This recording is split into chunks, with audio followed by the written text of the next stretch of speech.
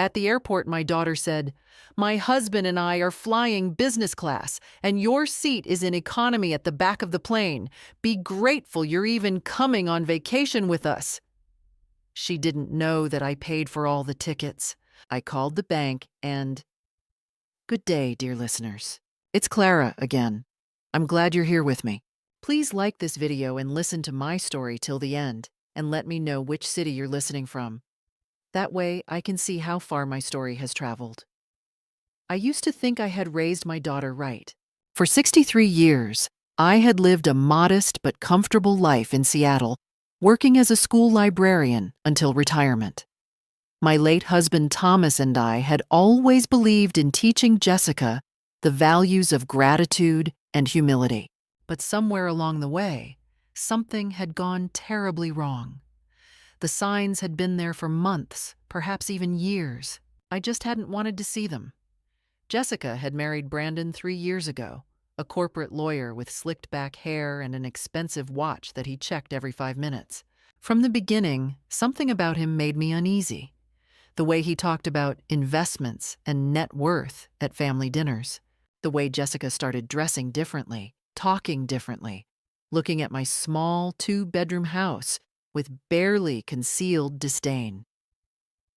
"Mom, you really should update this kitchen," she had said during her last visit, running her finger along my perfectly clean but admittedly dated countertop. Granite is so 2005. I had laughed it off then. But the comments kept coming, each one a small paper cut to my dignity. When Brandon got promoted to senior partner, things accelerated. Suddenly, Jessica was too busy for our weekly coffee dates, too busy to call. When she did visit, she spent most of the time on her phone, texting about charity galas and country club memberships. My daughter, the girl who used to bring me wildflowers from the park, now wore designer shoes that cost more than my monthly grocery budget.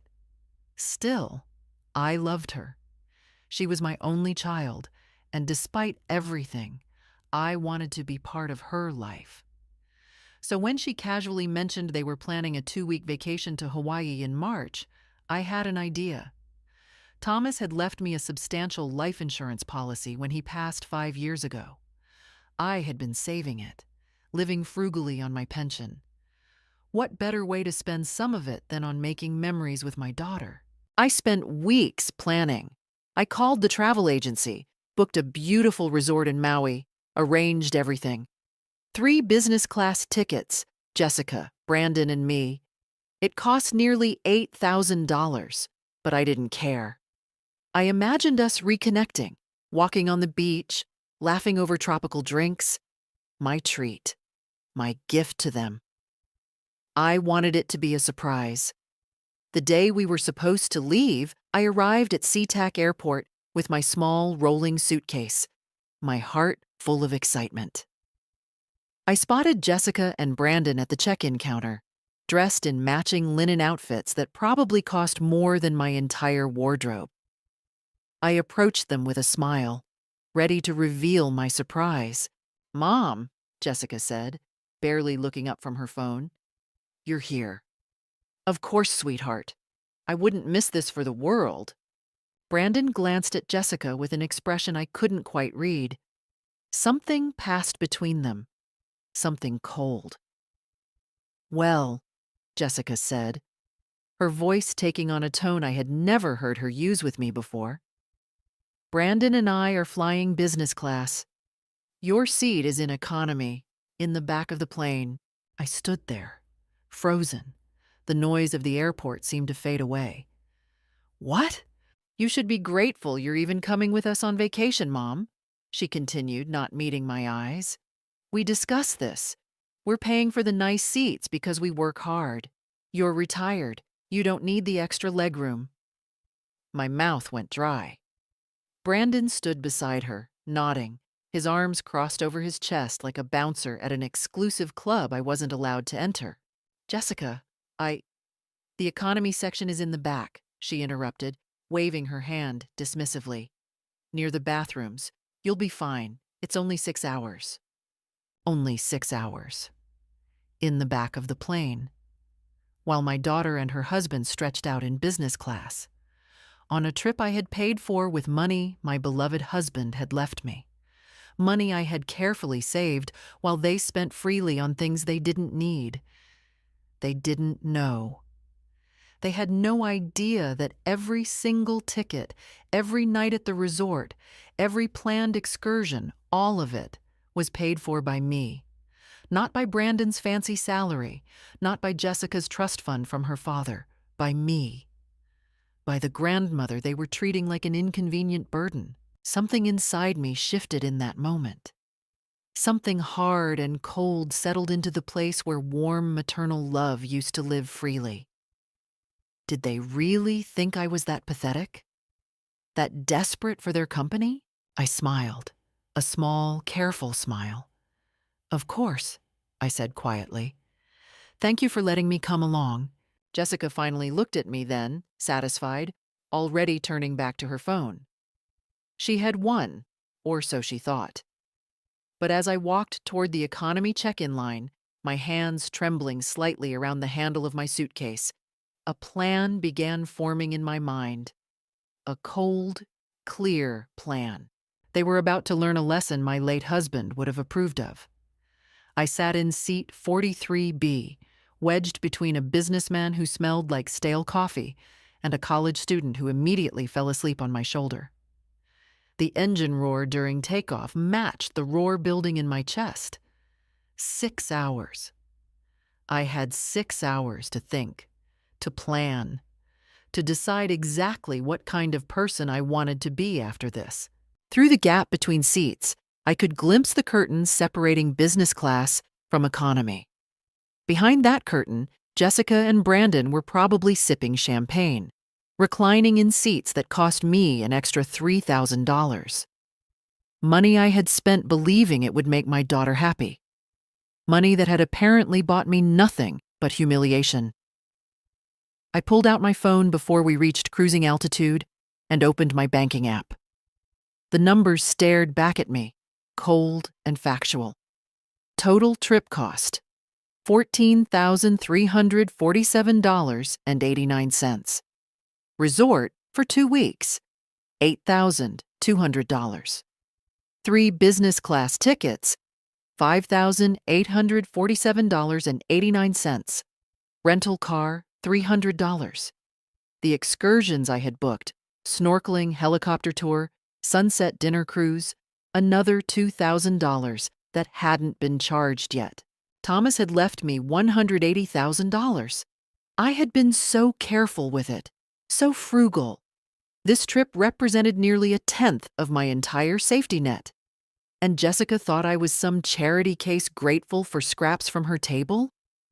My hands shook as I did the math.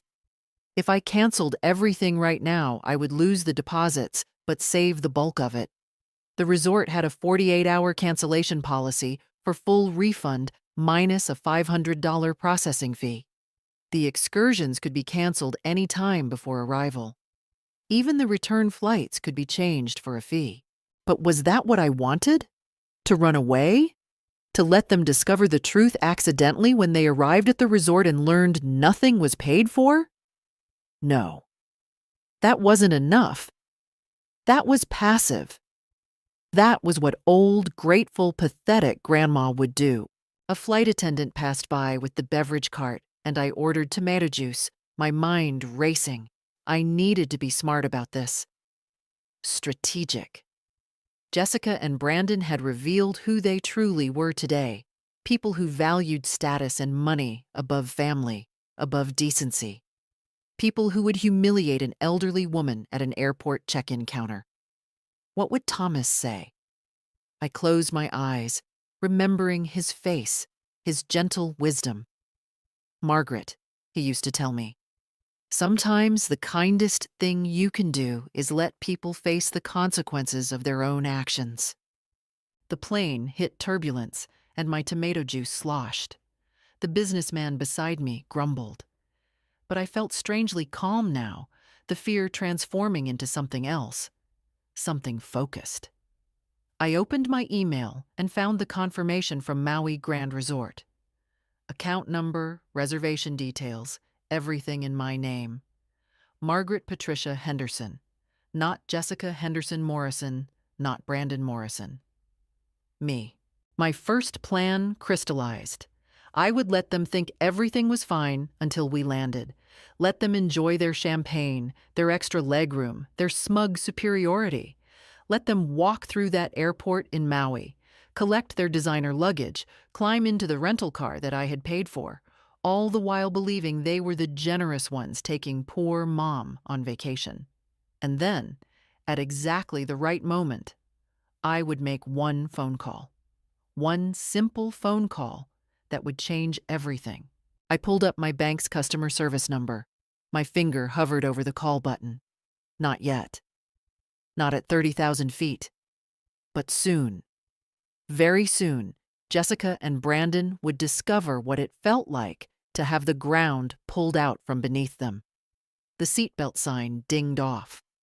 Around me, economy passengers shifted, trying to find comfort in spaces too small for human bodies. I thought of Jessica stretching out in her lie-flat seat. Did she feel any guilt? Any shame? Or had she convinced herself that this was somehow fair, somehow justified? I opened a new note on my phone and began typing. Things to cancel. Resort reservation, wait until check-in time. Rental car, wait until they arrive at counter. Return flights for J and B, change to economy or cancel entirely. All excursions under their names, asterisk. Things to keep. My return flight, change to business class. New accommodation for myself, smaller hotel, something modest. The student next to me snored loudly. The businessman's laptop screen showed spreadsheets and profit margins. And I sat there, a 63-year-old retired librarian, planning my daughter's financial humiliation with the cold precision of a chess master. Was I being cruel? Perhaps, but cruelty required malice, and I felt no malice, only clarity, only the firm conviction that some lessons can only be learned through consequences. The flight attendant's voice crackled over the intercom. 4 hours and 20 minutes to Maui, 4 hours and 20 minutes until everything changed. I smiled to myself and closed my eyes, finally able to rest. We landed in Maui at 3:47 p.m. local time. The Hawaiian sun hit my face as we descended the stairs to the tarmac, and for a moment, I almost forgot why I was angry. The air smelled like flowers and ocean salt. Paradise. A paradise I had paid for. Jessica and Brandon emerged from business class, looking refreshed, glowing. Jessica had changed into a flowing white sundress. Brandon wore aviator sunglasses and a polo shirt with the collar popped. They barely glanced back as I struggled down the narrow aisle with my carry-on. "Mom, hurry up," Jessica called from the bottom of the stairs. "We want to get to the resort before the sunset welcome reception." The sunset welcome reception, the one I had specifically requested when booking, the one with champagne and fresh poke and a traditional Hawaiian blessing. For me, to celebrate my surprise gift to them, I descended carefully, taking my time. Let them wait. At baggage claim, Brandon checked his phone constantly, sighing with impatience. "The car rental place closes the premium counter at 6, he said to Jessica. "We need to move." "Mom, can you grab our bags when they come out?" Jessica asked, not asked, commanded. "We're going to get in line at the rental counter."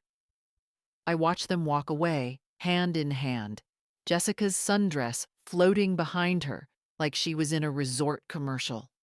Two people who thought they owned the world because they had money. My money, as it turned out. I pulled out my phone and found a quiet corner by the restroom. My hands were steady now, completely steady. First call, Maui Grand Resort. "Aloha, this is the Maui Grand Resort. How may I help you?" "Yes, this is Margaret Henderson. I have a reservation starting today. Confirmation number GH847293. Keys clicking. Ah, yes, Mrs. Henderson. We have you in an ocean view suite for 14 nights. We're so excited to welcome you. Will you be arriving soon? Actually, I need to make a change to my reservation. Of course. What can I help you with? I took a deep breath. Point of no return. I need to remove 2 guests from my reservation. Jessica Henderson Morrison and Brandon Morrison. It will just be me staying. A pause. Oh, I see. May I ask? Will you still need the suite, or would you prefer to downgrade to a smaller room? I could offer you a lovely garden view room at a reduced rate. The suite is fine, I said. I like space. Absolutely. Let me just update this. And the credit card on file remains the same? Yes. Everything stays charged to my card. Perfect. Mrs. Henderson, I do need to inform you that there were 2 additional names listed as authorized guests on this reservation, Jessica Morrison and Brandon Morrison. I'm removing them now from room access and resort privileges. They will not be able to charge anything to the room or use the amenities under this reservation. Music to my ears. That's correct. Thank you. Is there anything else? Yes. Do you have availability at any other properties? Perhaps something less expensive? I'm asking for someone else. The woman's voice took on a knowing tone. Customer service professionals see everything. We have a sister property about 15 miles north, the Maui Palms Inn. It's a budget-friendly option. 3 stars. Would you like me to check availability? Just out of curiosity, what would 2 weeks cost there? Looking at today's date, approximately $1,400 total. From $8,200 to $1,400. I almost laughed. Thank you. I'll keep that in mind. When I hung up, I saw Jessica and Brandon still in line at the rental car counter, looking annoyed. The line was long, moving slowly. Perfect. Second call. Tropical Rent-A-Car. Aloha, Tropical Rent-A-Car. Hello, I have a reservation under Margaret Henderson, confirmation TRC 44821. Let me pull that up. Yes, a luxury SUV for 14 days. Are you calling to confirm pickup time? I'm calling to modify the reservation. I need to remove authorized drivers. It should only be me on the contract. No problem at all. Can you give me the names you want removed? Jessica Henderson Morrison and Brandon Morrison. Done. They won't be able to drive the vehicle or pick it up without you present. Will you be arriving today? Within the hour. Perfect. We'll have it ready. I hung up and allowed myself a small smile. Through the crowd, I could see Brandon at the counter now, talking animatedly with the rental agent, his credit card in hand. The agent was shaking her head, typing, frowning. Brandon's posture changed, shoulders tensing, head leaning forward aggressively. Jessica joined him, and I watched as they had an animated conversation with the agent. The agent picked up a phone, made a call, shook her head again. Brandon turned, scanning the baggage claim area, looking for me. Our eyes met across the crowded room. For the first time, I saw uncertainty in his face. Confusion. The beginning of understanding that something wasn't right. I gave him a small wave. Just a tiny, grandmother-like wave. Jessica was on her phone now, pacing, her sundress not flowing quite so gracefully anymore. She looked stressed, angry. My phone buzzed. Text from Jessica. Mom, where are you? There's a problem with the rental car. They said it's only in your name? I typed back slowly, carefully. Yes, sweetheart. I paid for it, so it's in my name. I'm at baggage claim. Take your time. 3 dots appeared, disappeared, appeared again. What do you mean you paid for it? I didn't respond. Instead, I grabbed their designer luggage as it came around the carousel, a matched set of 4 bags, probably costing more than most people's monthly rent. I wheeled them over to where Jessica and Brandon stood, both now staring at their phones with expressions of growing panic. "Here are your bags," I said pleasantly. "Is everything all right?" Jessica's face was flushed. "Mom, what is going on? The rental car people said you're the only authorized driver, and I just tried to confirm our resort reservation, and they said—" She stopped, staring at me. "They said the reservation is only under your name. Just you." Brandon's jaw was clenched. "Margaret, what exactly did you pay for?" I looked at him. Really looked at him. This man who had stood beside my daughter while she humiliated me at the airport. This man who had nodded approvingly while she told me I should be grateful for economy seats. "Everything, Brandon," I said quietly. "I paid for absolutely everything." The color drained from Jessica's face. "What do you mean, everything?" "The flights, the resort, the rental car, the excursions I had planned for us." I kept my voice level, grandmother sweet. I wanted it to be a surprise, a gift, my treat. Brandon's expression shifted from confusion to something harder. "That's not possible. Our flights alone cost $5,847, I finished for him, and 89 cents. Business class for 3. Seattle to Maui. Round trip. Would you like to see the receipt?" Jessica grabbed my arm. Her fingers dug in hard enough to hurt. "Mom, this isn't funny. What are you doing?" "I'm being honest with you, sweetheart. Something you haven't been with me." I gently removed her hand from my arm. "You told me at the airport that I should be grateful you were letting me tag along, that you were paying for the nice seats because you work hard and I'm just retired." "I didn't mean—" Jessica started, but her voice faltered. "You did mean it," I said softly. "You meant every word." And that's when I realized that my surprise gift wasn't such a good idea after all. Brandon stepped closer, and I caught a whiff of his expensive cologne. "Margaret, let's be reasonable here. You've made your point. We were rude, we apologize. Now let's go to the resort and enjoy this vacation together." "I don't think so." His eyes narrowed.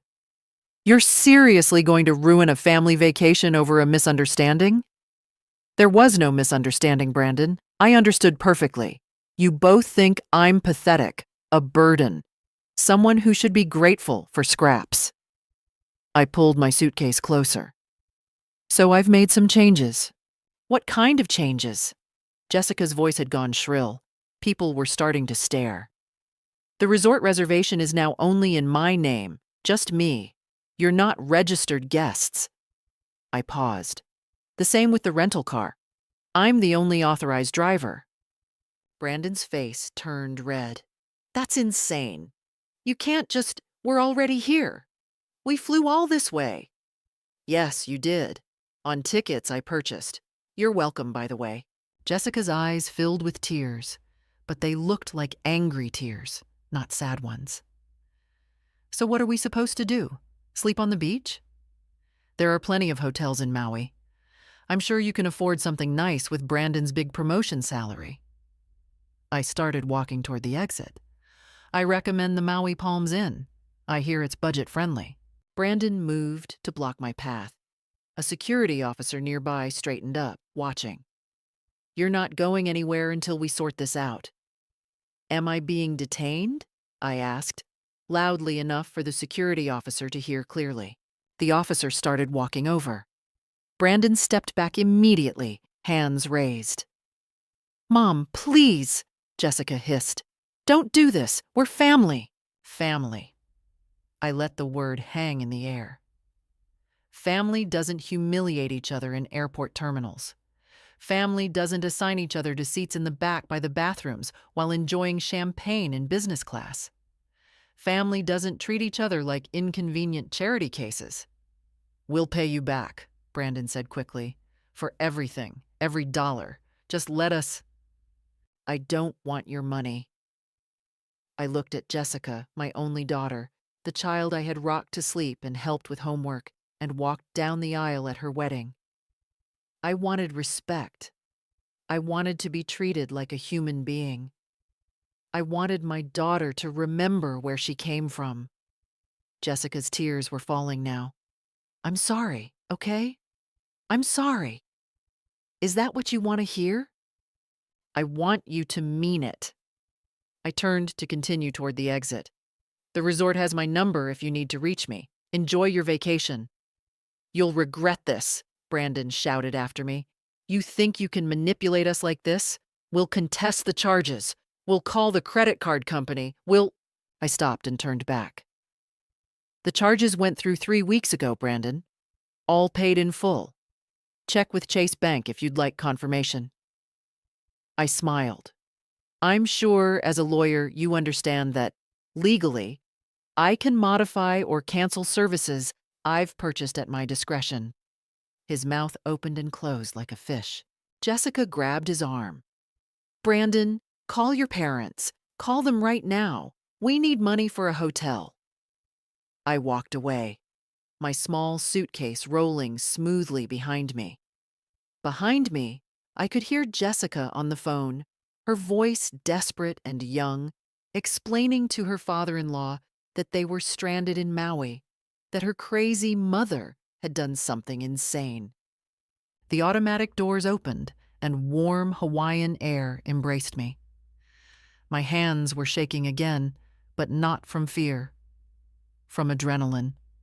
From the sheer, overwhelming reality of what I had just done.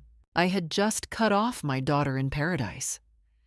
At the rental car counter, the agent who had dealt with Brandon earlier smiled at me. Mrs. Henderson, your luxury SUV is ready, right this way. As I drove out of the airport in my comfortable leather seat with the air conditioning on and Hawaiian music on the radio, I saw them in my rearview mirror, Jessica and Brandon on the curb with their designer luggage, looking lost and small and furious. I drove to the Maui Grand Resort, checked into my ocean view suite, and locked the door behind me. Then I sat on the bed and cried for 20 minutes. Not because I felt guilty, but because somewhere in the past 3 years I had lost my daughter to greed and status and a man who valued money more than kindness. And getting her back, if that was even possible, would require her to hit bottom first. I ordered room service, took a sleeping pill, and slept for 14 hours straight.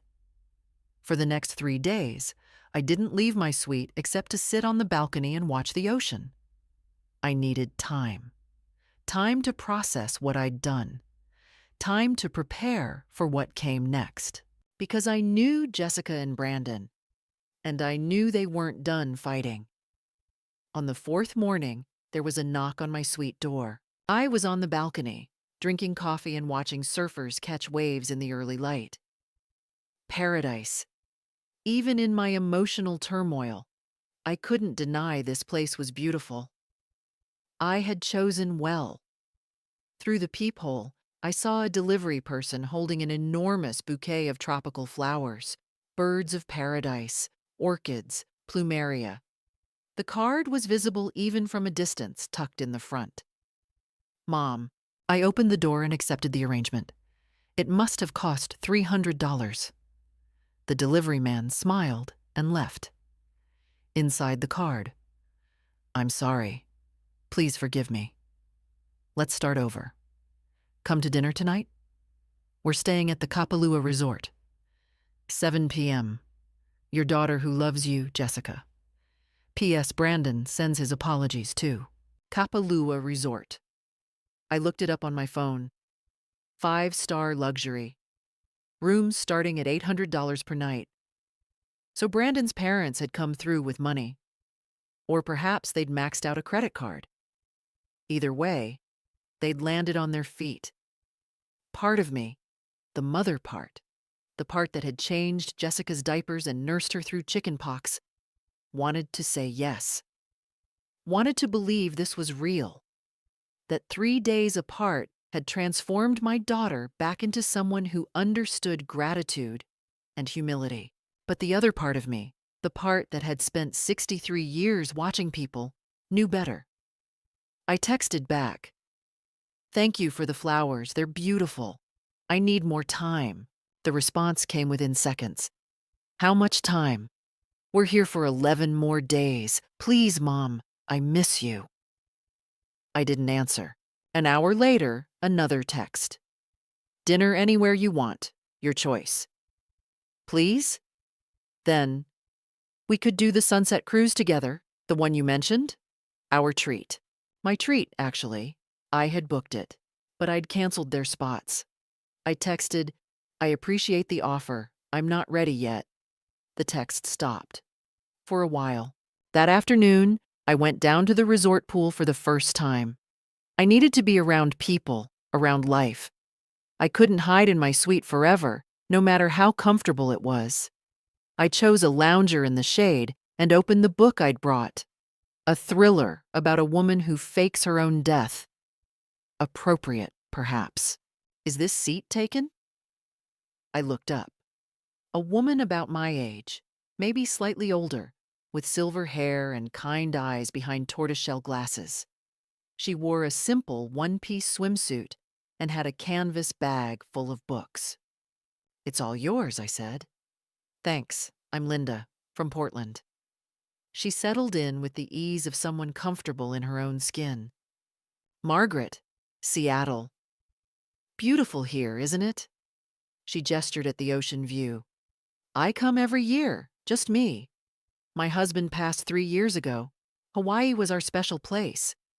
Something about her openness invited confession. Maybe it was the gentle voice. Maybe I was just desperate to talk to someone who wasn't Jessica or Brandon. "I'm sorry about your husband," I said. "I lost mine 5 years ago." "It doesn't get easier," Linda said. "Just different."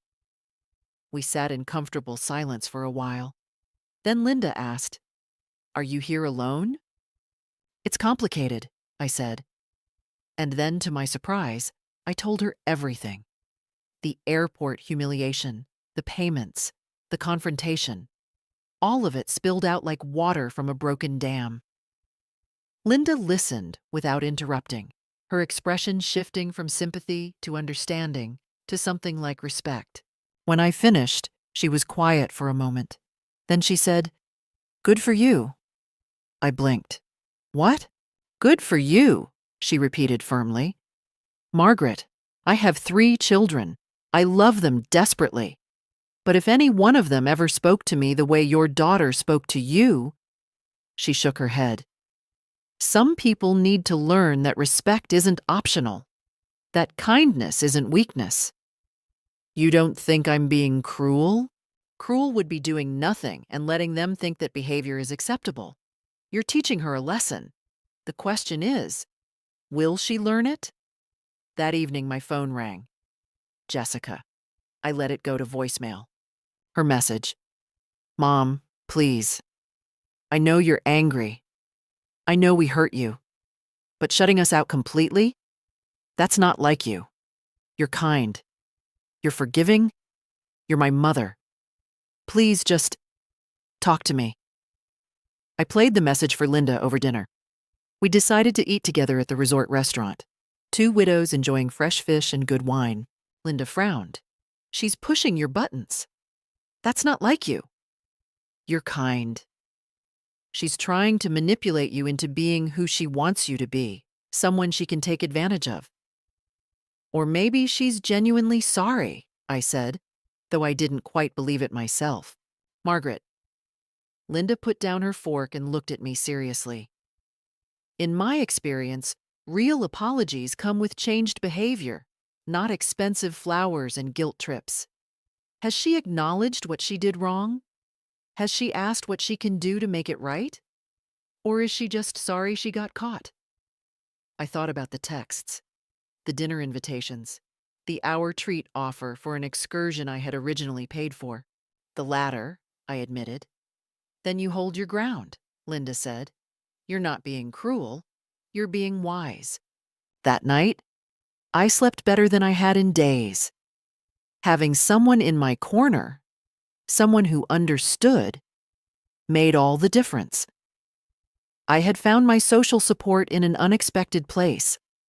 A stranger who became a friend over shared loss and shared wisdom. And I was going to need that support, because I knew Jessica and Brandon weren't done trying. On day 7, they showed up at my suite. I had just returned from a morning snorkeling excursion with Linda. My new friend had convinced me to stop hiding and actually enjoy the vacation I'd paid for. We'd seen sea turtles and tropical fish, and I'd felt almost peaceful for the first time since arriving. Then I opened my door and found Jessica and Brandon standing in the hallway. "The front desk called you," Jessica said accusingly. "They said we were here. Why didn't you come down?" I had ignored the call. I was getting dressed. "How did you know which suite?" "I told them I was your daughter and that it was a family emergency," Jessica said, pushing past me into the room. Brandon followed, closing the door behind them. The energy shifted immediately. This wasn't a friendly visit. "Nice place," Brandon said, looking around at the ocean view, the king bed, the sitting area. "Must be expensive." "It is," I said evenly. "Can I help you with something?" Jessica sat on my bed, and put on what I used to call her serious face. The one she'd used when she was 12 and wanted to convince me she needed an expensive dress for the school dance. "Mom, we need to talk about this situation." "What situation?" "This." She gestured vaguely. "Punishment you're inflicting on us." "I'm not punishing anyone. I'm enjoying my vacation." Brandon crossed his arms, positioning himself between me and the door. "Margaret, let's cut the bullshit. You're angry. We get it. You've made your point. But this has gone on long enough." "Brandon—" Jessica started, but he held up a hand. "No, Jess. Let me handle this." He turned to me with his lawyer face on. "Here's the reality, Margaret. You're retired. You're living on a fixed income. You just spent nearly $15,000 on a vacation, alone. That's not financially responsible. In fact, it's concerning." My blood went cold. "Excuse me?" "We're worried about you," Jessica chimed in, her voice dripping with false sweetness. "Spending this kind of money, making these impulsive decisions, pushing away your family.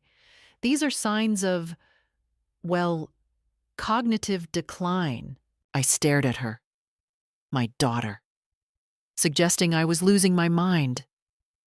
"We've been talking," Brandon continued smoothly, "and we think you might need help.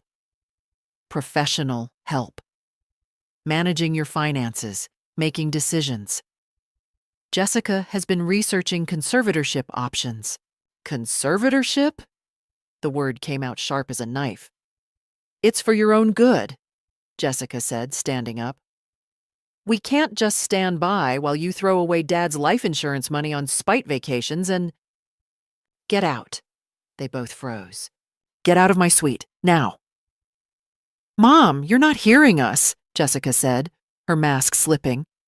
"We're trying to help you, but if you won't accept our help willingly, we have options. Legal options." "Are you threatening me?" I felt strangely calm. Eerily calm. Brandon stepped closer. "We're offering you a choice, Margaret. You can come to dinner with us tonight. We can work this out like adults, and we can all salvage this vacation, or—" He paused dramatically. "Or we can pursue legal channels to ensure you're properly cared for.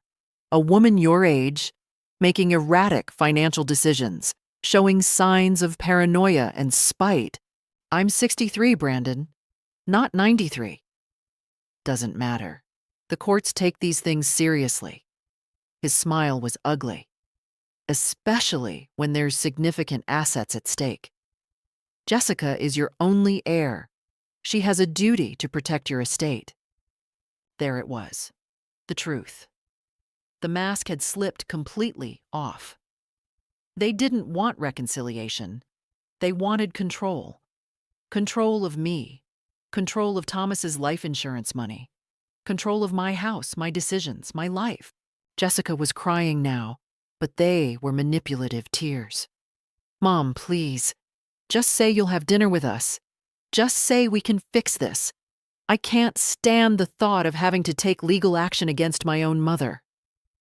I walked to the door and opened it. Get out. You're making a huge mistake, Brandon said, his voice low and threatening. You think you can embarrass us, humiliate us, and there won't be consequences? The only consequence I see is that my daughter revealed who she really is, and I'm grateful for that clarity. Jessica grabbed her purse, her face twisted with rage. Fine, fine. But don't come crying to us when you're alone and broke and you've alienated everyone who ever cared about you. I'll take my chances. They left, slamming the door hard enough to rattle the artwork on the walls. I stood there, shaking. Not from fear exactly, from adrenaline, from fury, from the sheer audacity of what they'd just attempted. Conservatorship. They had threatened me with conservatorship. I called Linda immediately. She came to my suite within 15 minutes, took one look at my face, and poured us both wine from the minibar. Tell me, she said. I told her everything, the threats, the implications of cognitive decline, the legal intimidation. Linda's expression grew darker with each sentence. Margaret, this is elder abuse. What they just did is legally considered elder abuse. They're bluffing, I said, though my hands were still shaking. They have to be. Maybe, but you need to protect yourself. Document everything, every text, every conversation, every threat. I nodded, pulling out my phone. I started a new note. Documentation, Jessica and Brandon Morrison, Day 7, Maui. As I typed out everything that had just happened, I felt my fear transforming into something else. Determination. Cold, hard determination. They wanted to play legal games.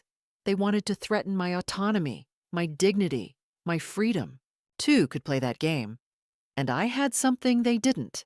Moral high ground, clear documentation, and a very smart new friend who happened to be a retired family court judge.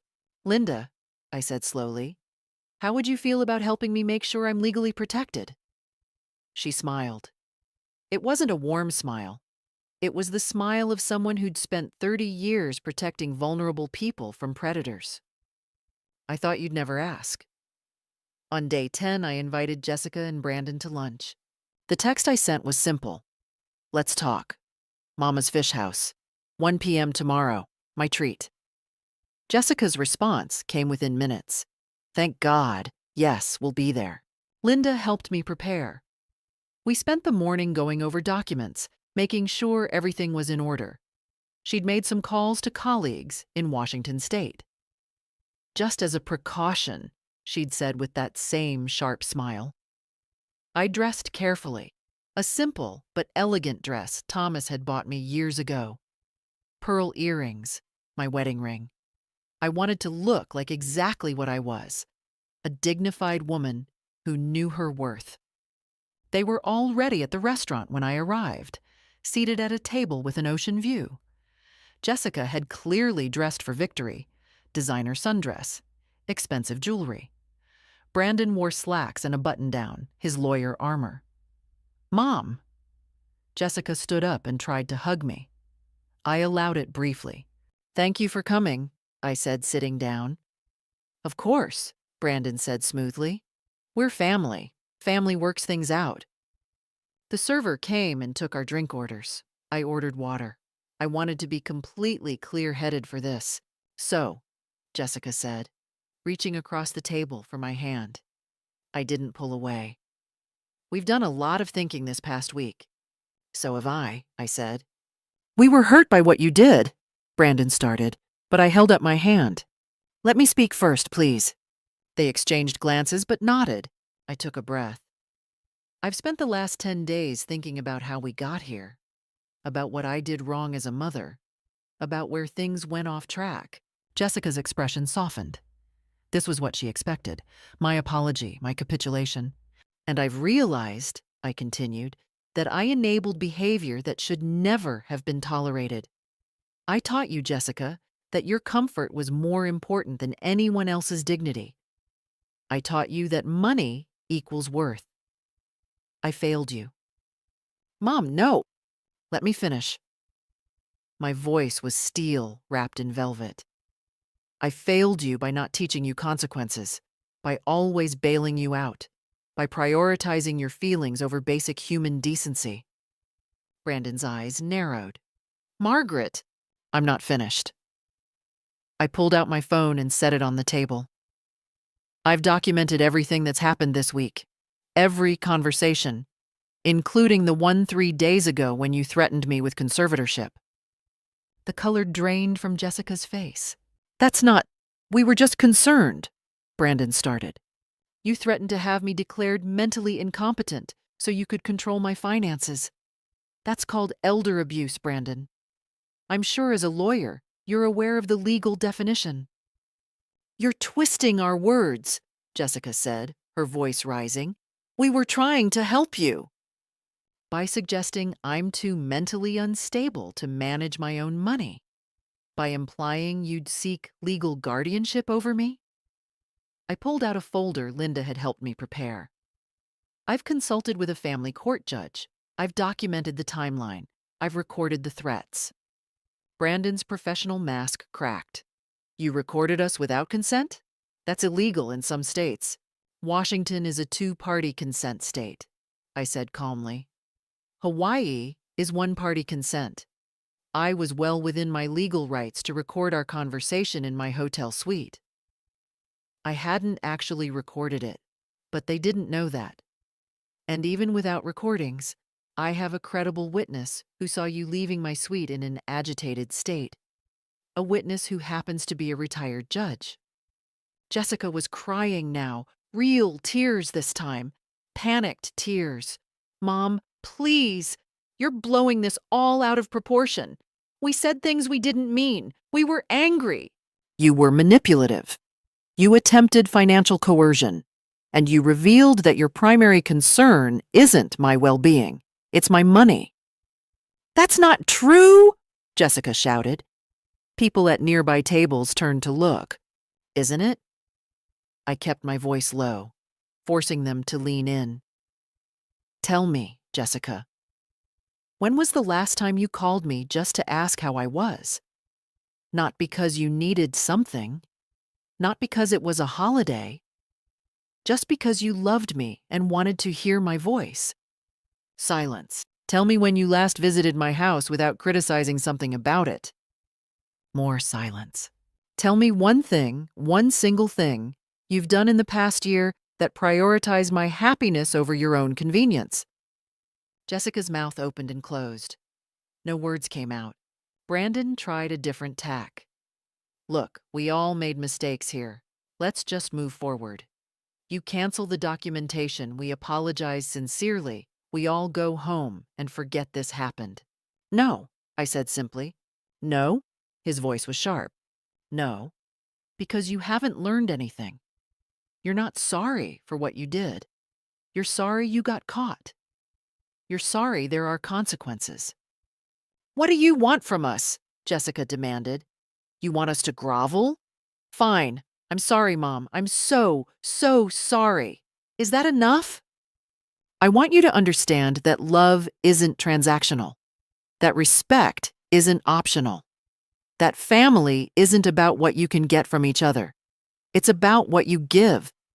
I stood up, leaving money on the table for the meals we hadn't ordered. "When you genuinely understand that, not just say it, but live it, then maybe we can rebuild our relationship. Until then, I think it's best if we maintain distance." "You're cutting us off?" Brandon stood up too. "Completely. I'm protecting myself from people who have proven they'll manipulate and threaten me when they don't get what they want. People who see my generosity as weakness and my love as something to exploit. Jessica grabbed my arm. Mom, you can't do this. I'm your daughter. Your only daughter. I gently removed her hand. And you'll always be my daughter. But that doesn't give you the right to abuse me. We never abused you, she screamed. The entire restaurant had gone quiet now. I looked at her. Really looked at her. My baby girl. The child I had loved more than life itself. And I saw a stranger. A grown woman who had learned all the wrong lessons about what mattered in life. Yes, Jessica, I said quietly. You did. I walked out of Mama's fish house with my head held high, leaving them sitting at that table, finally, facing the consequences of their own actions. Outside, Linda was waiting in the rental car. How did it go? She asked. Perfect, I said. Perfectly awful and perfectly necessary.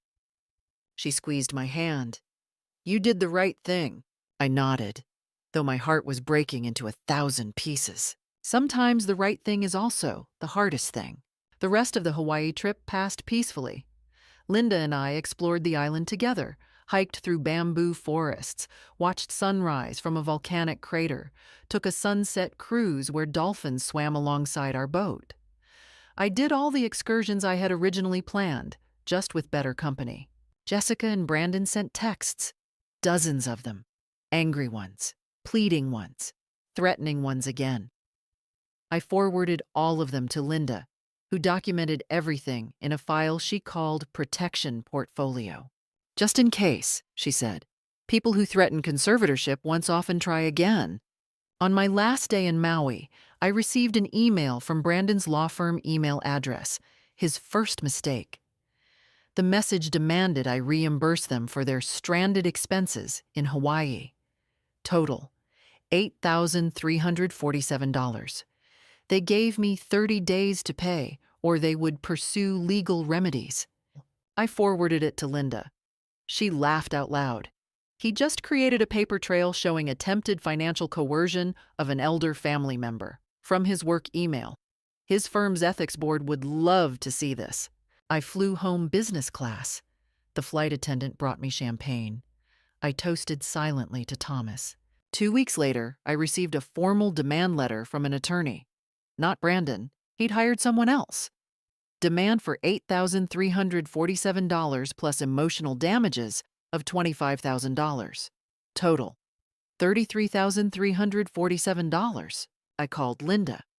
They actually did it. Good, she said. Now we respond. The response letter came from Linda's former colleague, a lawyer specializing in elder law. It outlined everything. My generous gift, the airport humiliation, the conservatorship threats, the attempted financial coercion. It concluded with a counterclaim for elder abuse, emotional distress, and harassment. We sent it certified mail. The response came within 48 hours. Jessica, calling at 11 p.m., sobbing. Mom, please make this stop. Brandon's firm is investigating him for the email. He might lose his job. Please just drop everything and we'll drop everything. You wanted legal remedies, Jessica. Now you have them. But Brandon could be disbarred. His whole career could be ruined. He should have thought of that before threatening his mother-in-law from his work email. Mom, I'm begging you. I'll do anything. Anything? Yes, anything. I took a breath. Therapy. You and Brandon. Real family therapy for at least 6 months. And a written apology. A real one. Taking full accountability. No excuses.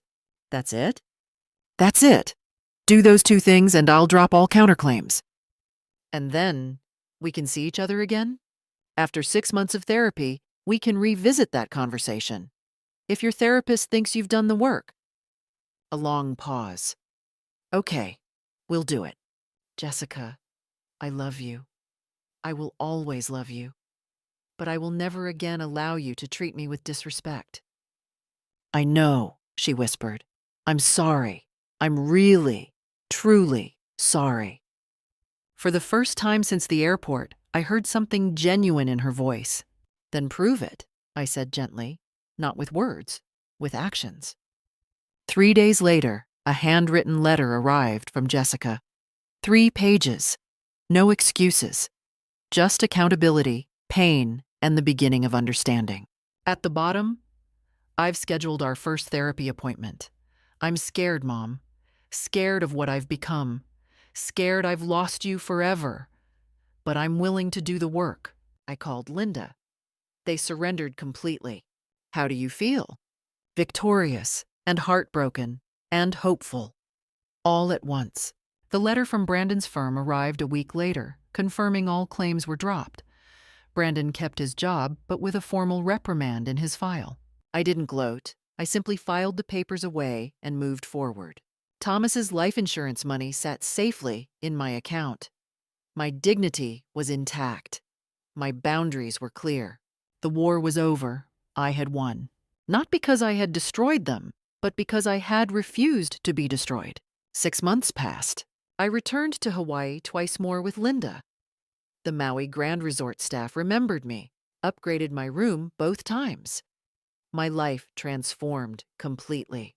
I started a book club at my local library, joined a watercolor painting class, volunteered at a senior center, helping elderly people protect themselves from financial exploitation. My house became a gathering place for friends who valued conversation over expensive countertops. I invested Thomas's life insurance money wisely, but also enjoyed some. A new car, updated appliances, a library donation in his name. I felt free. Jessica and Brandon, meanwhile, were struggling. Her weekly therapy texts told everything. Dr. Martinez asked when I stopped seeing you as a person. I'm so ashamed. Brandon's firm cut his partnership timeline by 3 years. We had to sell the Lexus. We were living beyond our means. I saw you laughing with friends. You looked so happy, Mom. I realize how much of your light I'd been dimming. Brandon wasn't promoted. They downsized their condo. Their country club membership lapsed. For the first time, they faced real consequences. I didn't rescue her. The most loving thing was letting her learn. Month 7. Dr. Martinez says we might be ready for coffee, only if you're willing. I texted back. Coffee, public place, 1 hour. My life was beautiful now. And if Jessica could find her way back, that would make my victory complete. So that's my story. A grandmother who demanded respect and refused to be diminished. Here's what I learned. Love without boundaries becomes exploitation. Sometimes the most loving thing is letting someone face consequences. My daughter and I meet monthly now. She's humbler, more genuine. We're healing slowly. The real moral? You teach people how to value you by valuing yourself first.